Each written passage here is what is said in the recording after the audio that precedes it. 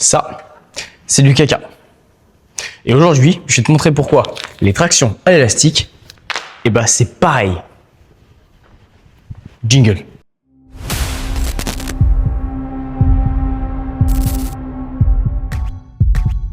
Ok, donc comme tu l'as compris, aujourd'hui, je vais te parler des tractions à l'élastique, mais de manière un petit peu particulière. On voit les deux opposés, parce que le principal, quand on fait des vidéos, du contenu sur Internet, et du contenu, en fait, c'est du marketing. Le concept de base en marketing, c'est d'être clivant. Donc, on va avoir les gens qui sont pro traction à l'élastique, et d'autres gens qui sont complètement anti-traction à l'élastique, en vous disant que c'est de la merde et tout. Chose que je prône dans ma salle. Par contre, aujourd'hui, je vais t'expliquer le contexte. C'est-à-dire qu'en fait, avec un contexte différent, ça peut être un bon outil. Et avec un autre contexte, ça peut être un vrai outil de merde. Premier point déjà, je ne sais pas si tu as remarqué au niveau qualité vidéo, là, je suis avec mon tel. D'habitude, on filme à l'appareil photo que j'ai depuis des années. Tu me dis ce que tu en penses. Tu me dis si tu préfères cette qualité de vidéo plutôt que celle des précédentes vidéos.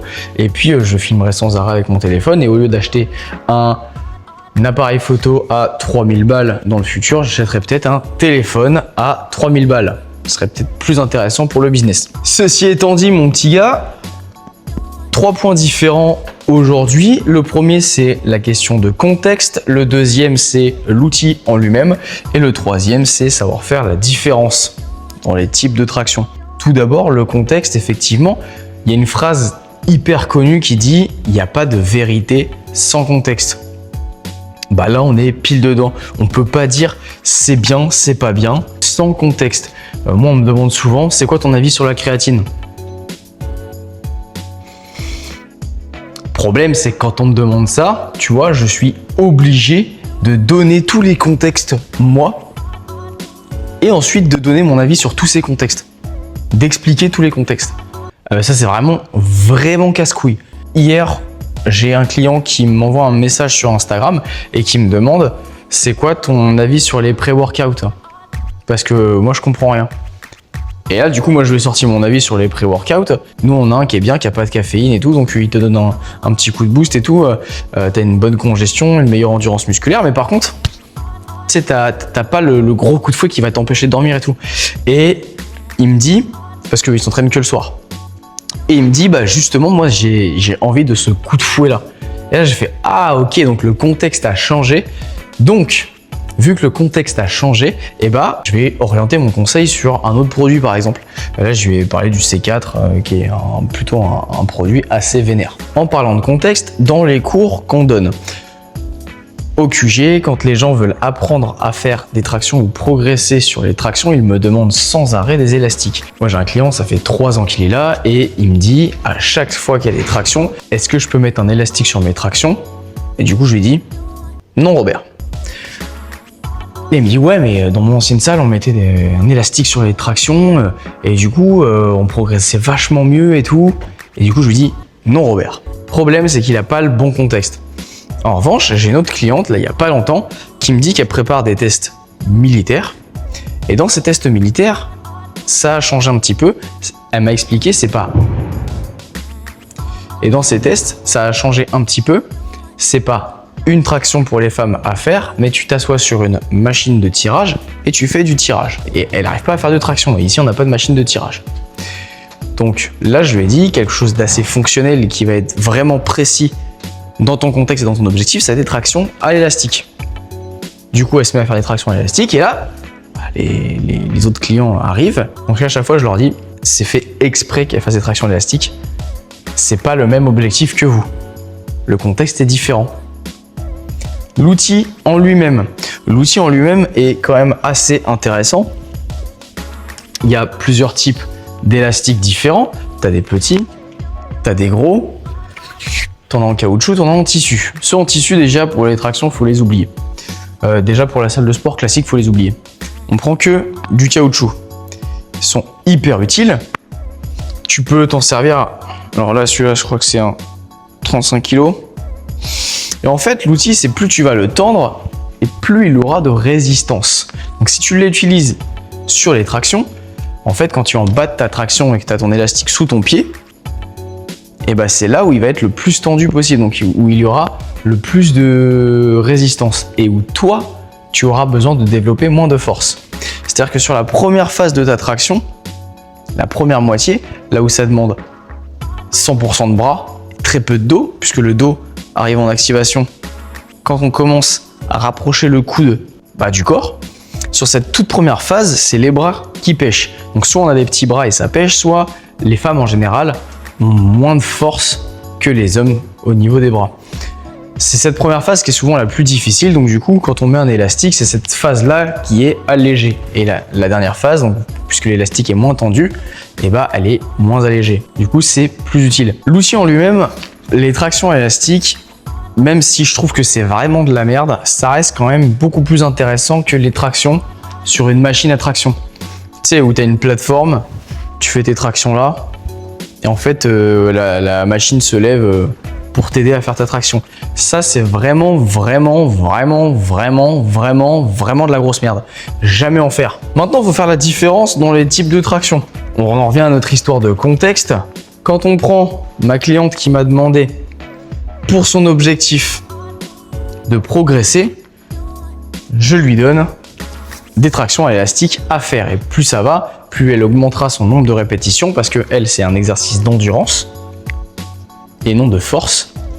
Ou alors, si elle voulait prendre de la force sur cet exercice particulier, on aurait réduit la densité de l'élastique. Faut bien comprendre une chose, une traction à l'élastique, c'est complètement différent d'une traction normale. Puisqu'une traction à l'élastique, tu es bien d'accord que ton pied est dans l'élastique. Donc tu as de la tension qui est générée au niveau de ton pied pour te faire monter. La tension est prise dans l'élastique. Une traction normale, la tension, elle est prise que dans la barre, que avec tes mains, tes avant-bras, puis tes biceps et au final ton dos, ton gainage et tout ça. Par contre, tu n'as aucun appui comme au sol où tu vas pouvoir venir pousser pour faire ton mouvement. La même chose sur un tirage vertical. Un tirage vertical, tu es calé sur tes petits boudins et tu prends de la tension dans les boudins qui vont résister à ta tension parce que c'est vachement plus lourd pour pouvoir tirer sur ta machine verticale. Alors, on a l'impression que c'est la même pattern de mouvement. Or, elle est complètement différente quand on comprend cette notion-là. Ce qui fait qu'un bodybuilder, par exemple, qui soulève très lourd sur du tirage vertical en salle de musculation, peut être une vraie quiche sur les vraies tractions. D'autant plus qu'en général, les machines de tirage vertical, voilà, les gens sont hyper cambrés pour envoyer les épaules vers l'arrière, ou alors quand ils essaient de pas se cambrer, les épaules s'enroulent vers l'avant. Du coup, ils n'ont absolument pas la capacité à se mettre en rétroversion, rester gainé, activer les omoplates et venir tirer en restant actif au niveau de la sangle abdominale. C'est pour ça que j'explique que c'est deux exercices complètement différents. Ils sont tous les deux intéressants, mais c'est pas la même chose. Quand on veut développer un corps fonctionnel, un corps qui va te servir pour du transfert d'énergie, de la natation, sur de l'escalade, voilà, sur tous les trucs comme ça, les tractions, ça reste quand même le meilleur atout, le meilleur outil. C'est aussi un super indicateur de bonne santé. Quand on comprend qu'il y a trop de muscles qui rentrent en jeu, la force du grip, le gainage, la capacité à envoyer ses épaules vers l'arrière, etc., sur une traction, on comprend que c'est un indicateur de santé hyper important, contrairement à juste une charge sur un tirage vertical. Par contre, changeons de contexte un petit peu, j'ai une traction en force et je donne tout sur une traction en force. Maintenant, je veux me renforcer, musculairement parlant, je veux renforcer mes bras, je veux travailler de l'endurance musculaire, mais je ne suis pas en mesure de faire 15, 20 répétitions, 20 tractions strictes. Qu'est-ce que je vais faire? Je vais m'orienter sur les tractions aux élastiques. Si je veux vraiment isoler un certain muscle qui a potentiellement du retard ou le développer pour je ne sais quelle raison qui t'est propre, un tirage vertical peut être un bon outil.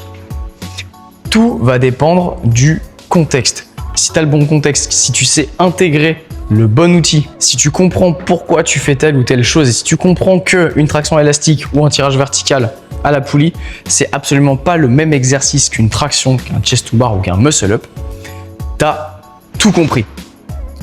En soi, tout est réalisable en fonction de son contexte. Donc voilà mon pote, c'était une vidéo assez courte comme les précédentes, mais où on rentre vraiment dans le vif du sujet, où j'explique le pourquoi du comment. C'est beaucoup mieux d'expliquer le contexte global plutôt que de dire ça c'est bien, ça c'est de la merde et d'ignorer complètement qu'en fait ça dépend du contexte. Ça serait un petit peu comme de dire le diesel c'est bien, l'essence c'est de la merde. Mais si tu as une voiture électrique ça te sert vraiment à rien. Mais du coup la question est complètement hors contexte. Comme récemment on a eu voilà, la loi pour les pesticides pour protéger la planète. Limiter le rendement des agriculteurs parce que Sandrine Rousseau n'en a rien à péter de l'économie française, hein, tout ce qui compte c'est sa poche. Et ben on peut pas dire on arrête les pesticides parce que c'est mal, puisque quand on reprend un autre contexte, à savoir l'obligation de rendement, voilà, tu te doutes bien que c'est un peu plus complexe que ça et si on n'a pas l'entièreté du contexte, on ne peut pas juger. Merci à toi. Tu me redis en com, si tu l'as pas déjà fait, si tu as bien aimé la qualité de la vidéo, si avec l'iPhone ça passe crème ou alors si on repasse sur la caméra. Je te laisse mettre un pouce et commenter le sujet de la prochaine vidéo que tu aimerais voir ou si tu veux qu'on rentre plus en détail dans le contexte, comment faire des tractions, etc. Ça pourrait être très intéressant. Et si tu fais partie des 59% stats à l'appui qui regardent ce contenu, qui ont pris toutes les informations sur les tractions, le contexte et la différence de pattern entre un tirage vertical et une traction et que tu n'es pas abonné, bah je te conseille de faire des petites tractions à l'élastique. Tu mets beaucoup d'élastique et ce qui peut être pas mal c'est mettre un peu d'huile sous tes chaussures. Et moi je serais très heureux que tu te le prennes dans les couilles. Bon alors tu t'abonnes. Puis tout le monde est content. Puis comme ça tu louperas pas la prochaine vidéo. Comme ça tu auras plein d'informations. Et c'est gratuit. À la semaine prochaine.